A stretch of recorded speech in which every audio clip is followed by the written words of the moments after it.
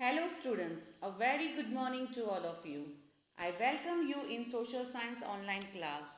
I hope that you all are fit and healthy at your home. Today I am starting Civics Lesson 24, the story of democracy. Students, have you heard the word democracy? Do you know the definition of democracy? Yes, I know that you know the definition of democracy and you have also heard the word democracy. Now, I am telling you a simple definition of democracy. Democracy is for the people, by the people and of the people. Or you can say that democracy means people power or rule by the people. The idea came from the ancient Greeks who combined the word demos, people, and kratos, rule to create the term democracy. Principles of democracy. There are two principles of democracy, equality and freedom.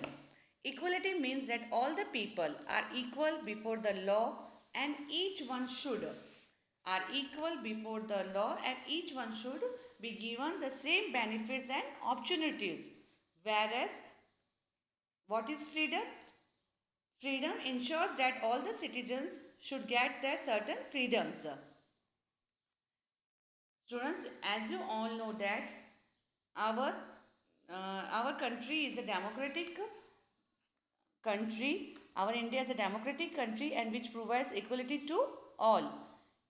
The democracy depends on equality for the stability of the nation and its people too. Now, history of the democracy. Yes, students, democracy is the most suitable form of government in the world today. But democracy rose to its present position.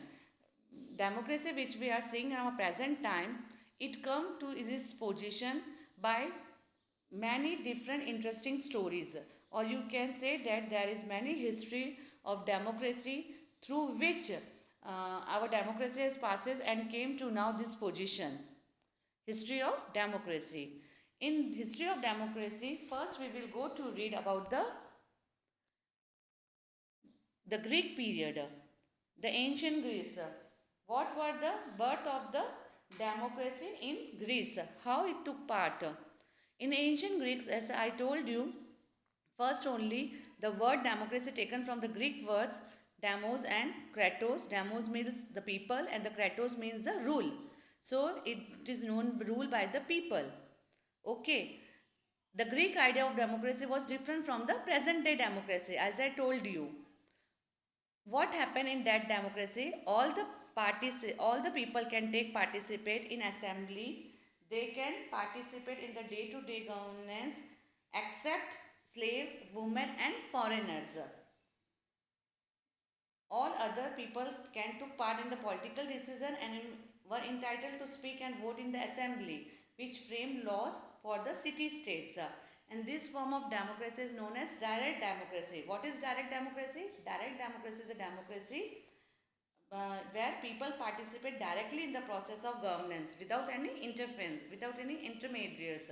Okay, so in ancient Greece, all the people can participate as I told you, but the some peoples were there, they can't participate in this, and this is the birth of the democracy in Greece. Now we come to the Europe in the Middle Age. Europe in the Middle Age. The Roman period, 1000 BC, or you can say that 223 BC. Romans contributed to the field of laws. And they also believe in unity. In that period, the government was a mixture of monarchy, aristocracy and democracy. And in the Middle Age, about the which we are talking here, Europe in the Middle Age. In the Middle Age, between the 5th to 14th century, a system called feudalism was prevalent in Europe. And what was feudalism? Feudalism was a political system of the Middle Age. In this society, what happened? Land is exchanged for military service and loyalty. Okay? And this gave rise to nationalism and representative democracy. And after that, in the 14th century, feudalism came to an end in Europe, and as a result, law and order was enforced in many parts of Europe. And nationalism and representative democracy took part for the development. So, today we have studied about what is democracy. You have to learn the definition of democracy and about what is history of the democracy, in that the birth of democracy in Greece and the Europe in the Middle Age. Students, please read your chapter so that you can understand if you have any problem in your chapter.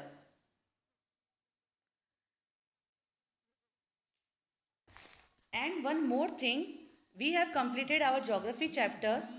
Some of students have sent me a pic, but some of the students have not sent me a pic. So I am requesting you to do your questions in your copy and send me pic. I am telling you again that book work you will do in your book only. Don't do in your copy. And question answer which I have given you, I have sent you PDF. Do that work in copy. Draw underlines. Write my page also. Do your work in neat and clean handwriting. And most important thing, stay home and stay safe.